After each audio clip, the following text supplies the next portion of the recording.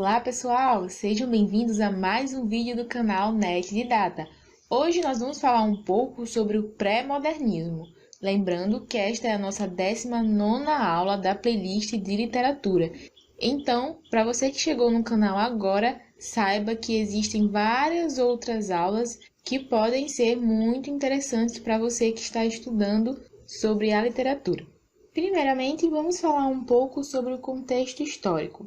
O pré-modernismo ocorreu ali mais ou menos no início do século XX. Lembrando que esse movimento durou até 1922, que é o marco oficial do modernismo aqui no Brasil. Então, por isso que a gente chama esta fase de pré-modernista, porque ela veio antes do modernismo. Lembrando que foi uma fase que conviveu um pouco com a Bela Época, conhecida como Belle Époque, que foi uma fase de muita tranquilidade, de muito avanço científico, tecnológico e cultural que acontecia ali na Europa. Então era uma fase, digamos assim, de tranquilidade e otimismo, E por isso que ela era chamada de Bela Época. Mas essa época acabou com o acontecimento de uma guerra que acabou mudando aí a mentalidade das pessoas e acabou destruindo um pouco esse sentimento de otimismo e de esperança com todas as coisas que estavam acontecendo, com as coisas boas que estavam acontecendo naquele momento. E é muito importante também a gente entender que o pré-modernismo foi uma fase de transição literária. Então ela não é considerada uma escola literária, ela é considerada muitas vezes só uma fase de transição mesmo. Bem, e algumas coisas aconteciam aqui no Brasil e que é interessante que você saiba. Uma delas é a imigração para a mão de obra, porque com a abolição da escravatura, era preciso arrumar uma nova mão de obra para o Brasil, que antes era realizada pelos escravos. Então, nesse momento, temos aí uma forte entrada de estrangeiros no nosso país que viriam realmente trabalhar aqui.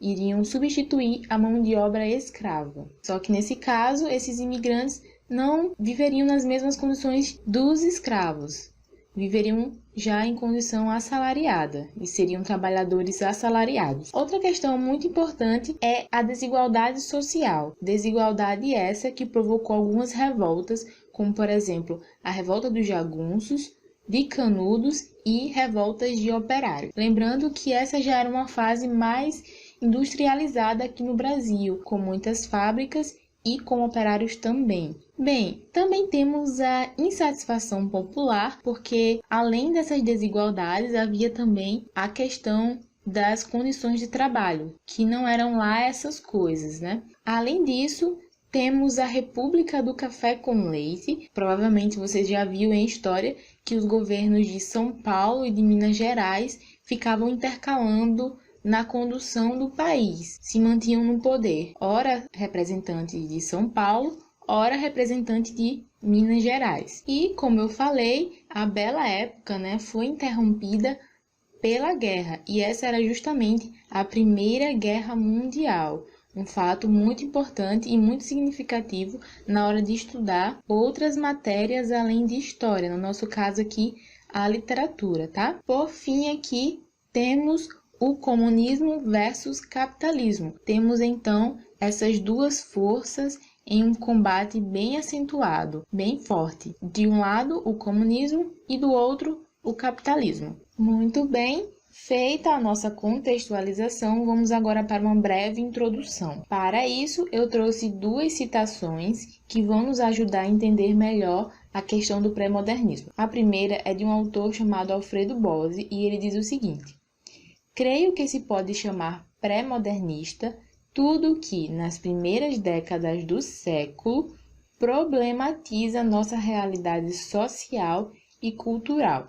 Então veja que o Bose fala aqui que pré-modernista é tudo aquilo que nas primeiras décadas do século, isto é, do século XX, como eu falei anteriormente, problematiza a nossa realidade social e cultural, ou seja, tudo aquilo que critica, que busca investigar, que busca refletir sobre essa realidade, tá? E a segunda citação é do Monteiro Lobato, um nome muito significativo para essa fase, e nós veremos isso mais adiante. Diz assim: o indianismo cismou-se de caboclismo. O cocar de penas de arara passou a chapéu de palha rebatido à testa. A ocara virou rancho de sapé. O tacape afilou, criou gatilho e é hoje espingarda trouxada. A tanga acendeu a camisa aberta ao peito. E aqui temos uma figura que representa um pouco isso que o Monteiro Lobato acabou de descrever, e é uma figura que nós vamos conhecer também daqui a pouquinho. E com isso, o autor quis dizer o seguinte: o indianismo, lá do romantismo que nós vimos um tempo atrás, que era aquela vertente que buscava valorizar o índio e colocá-lo numa posição de herói nacional.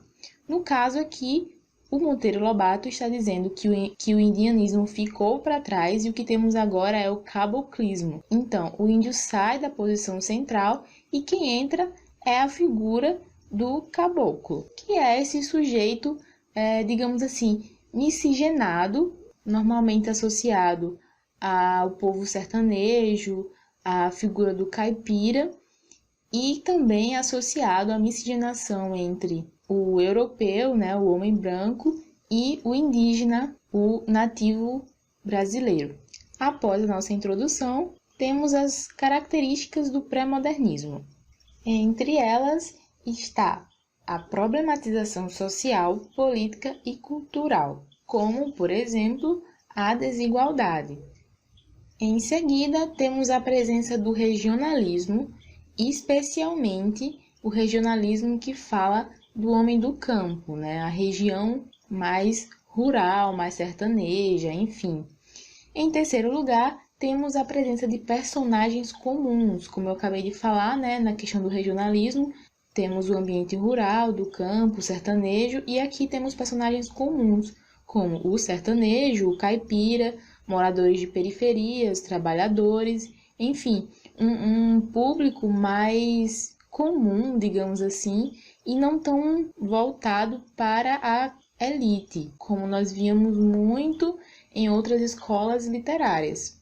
Bom, além disso, temos a presença do humor, da ironia, e cabe aqui dizer que essa fase foi pouco homogênea, ou seja, as obras, o estilo dos autores, enfim, toda a construção dessa literatura da fase pré-modernista, ela não foi tão parecida como nas outras fases. É como se cada autor, cada estilo desses autores e as obras desses autores, elas fossem mais diferentes entre si, na questão do estilo e da construção.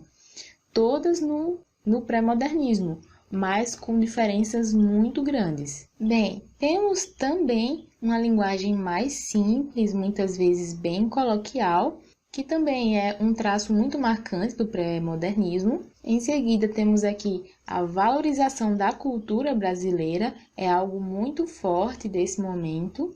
E, por último, temos a forte ligação entre o contexto social atual, no caso daquela época atual, em relação ao movimento pré-modernista, e a construção das obras literárias. Há uma sintonia muito forte entre o contexto daquela época, o contexto social, e as obras literárias que foram produzidas. O foco daquele momento eram os problemas sociais, políticos e culturais daquele momento. Muito bem, vamos agora falar um pouco sobre o pré-modernismo em Portugal.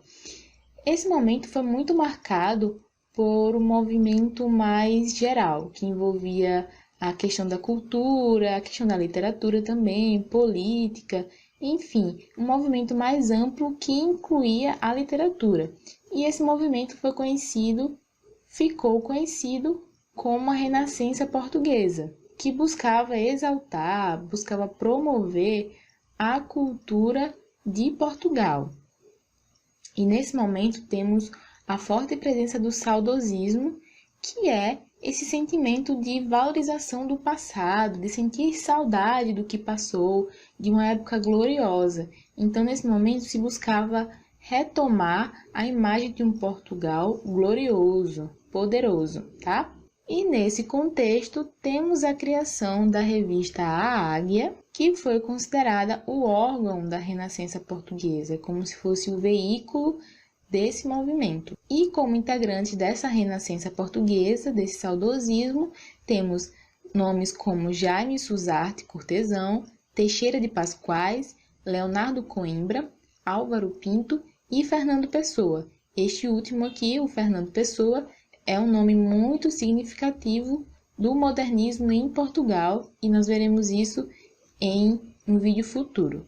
Mas nesse momento aqui de pré-modernismo em Portugal, dessa fase anterior ao modernismo português, Fernando Pessoa já se envolvia em questões como essa da Renascença Portuguesa. Então vamos agora para a nossa literatura brasileira. E para começar a falar sobre obras e autores da nossa fase pré-modernista, vamos começar falando sobre a prosa, ok? Entre os nomes mais significativos temos o Monteiro Lobato, Lima Barreto, Euclides da Cunha e Graça Aranha. Lembrando, que Monteiro Lobato é conhecido como um autor que escreveu para crianças, jovens, para literatura infanto-juvenil, mas a sua obra não se limitou a isso. Ele também escreveu outras coisas, outros textos que são considerados literatura adulta, digamos assim. E entre as principais obras desse momento escrita por esses autores que eu acabei de mencionar, temos Urupês, de Monteiro Lobato, obra em que aparece pela primeira vez o personagem Jeca Tatu, que ficou muito famoso e teve aí outras aparições em outras obras, em outros escritos do autor. E essa obra, Urupês, é uma coletânea de contos, entre eles um dos contos que fala sobre o Jeca Tatu, personagem que representa o descaso com a população rural.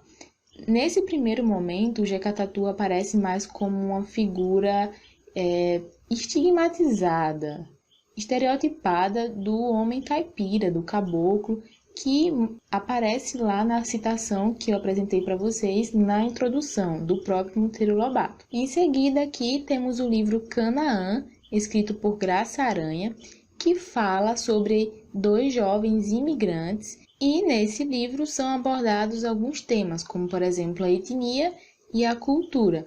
Vocês lembram que lá no contexto histórico eu falei que havia a imigração de muitos estrangeiros aqui para o Brasil para substituir a mão de obra escrava, e aí Canaã aproveita justamente esse aspecto para desenvolver a história desses dois jovens, certo? Temos também aqui O Triste Fim de Policarpo Quaresma, escrito por Lima Barreto. E esse é um livro muito interessante porque o Policarpo Quaresma, o personagem, ele é um patriota que busca resgatar, trazer à tona a verdadeira cultura do país, a verdadeira cultura brasileira, que é a cultura do indígena. Ele tenta até recuperar a língua oficial e original do país, que é o tupi, mas ele acaba desiludido.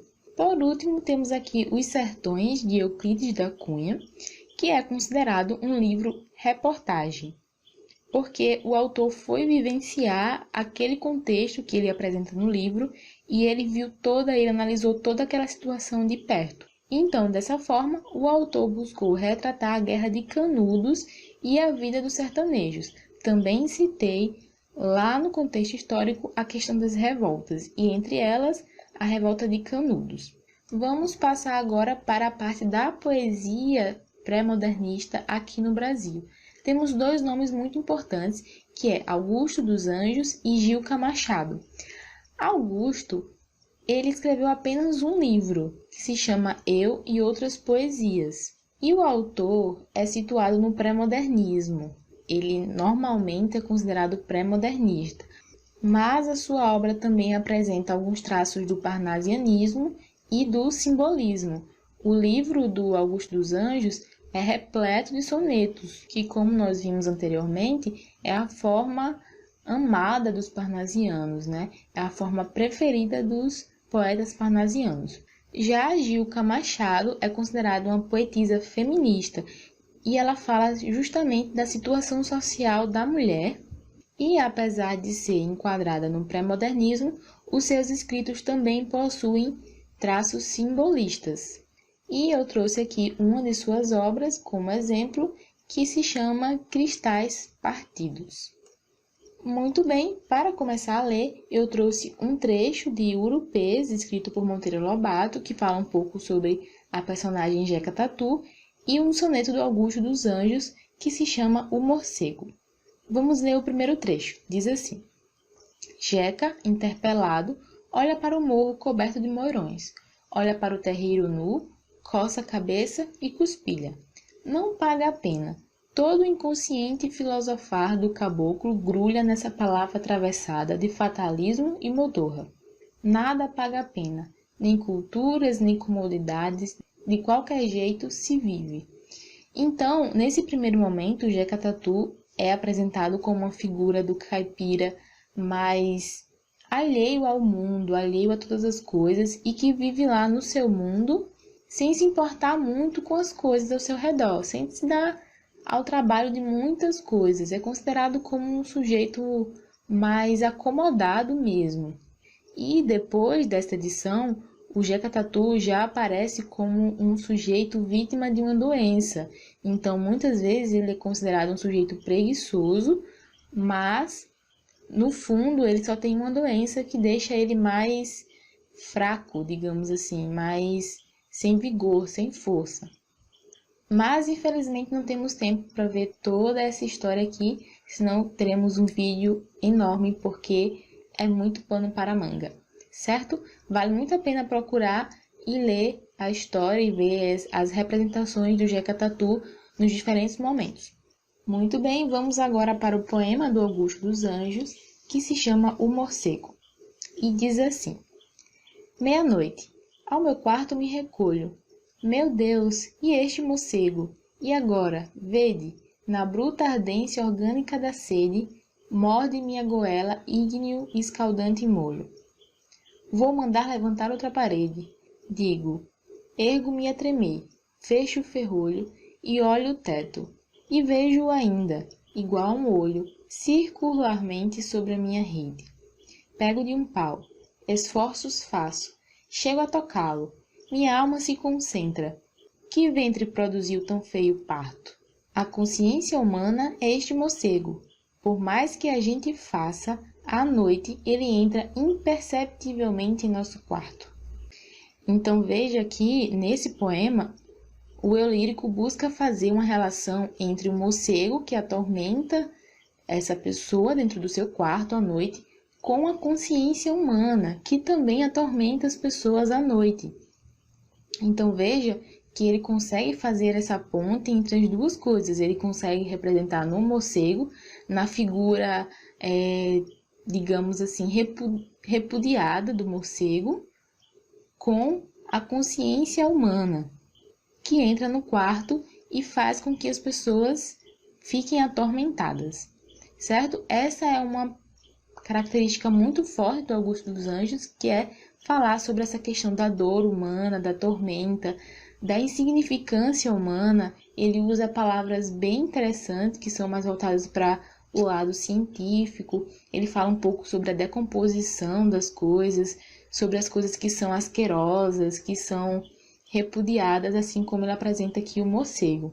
Então é muito interessante e vale a pena ler a obra do Augusto dos Anjos, que é apenas um livro só, como eu falei, que se chama Eu e Outras Poesias. Muito bem, assim chegamos ao fim de mais um vídeo. Espero que você tenha gostado e que você tenha aprendido.